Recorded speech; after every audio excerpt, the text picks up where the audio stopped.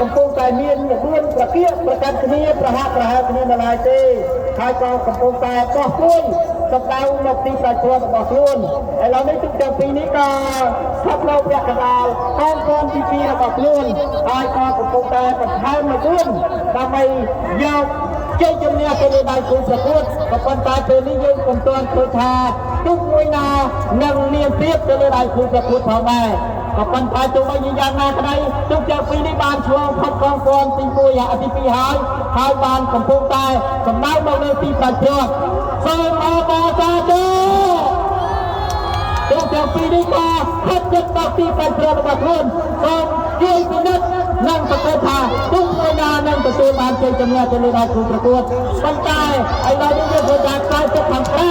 កំពុងតែមានព្រៀបទៅលើដៃគូប្រកួតដែលនៅខ្សែទឹកខាងក្នុងសូមអបអរសាទរ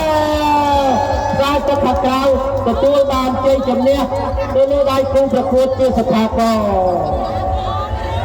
តែសូមគ្រប់គ្រងអរគុណដល់បងស្រីខ្ញុំសុភារតនៅខាងព្រំរុំបងណាខ្ញុំមានអារម្មណ៍ជ្រះថ្លាបានឧបត្ថម្ភដល់គណៈកម្មការកណ្ដាលជំរក10មើលនេះគ្រប់បួងសួងដល់វត្ថុស័ក្តិសិទ្ធិជាប្រព្រឹត្តប្រទុំជោគជ័យដល់បងមកក្រុមគ្រួសារបានសេចក្តីសុខឲ្យចម្រើនអរគុណច្រើនបងណាសុខចម្រើនអរគុណសុខចម្រើន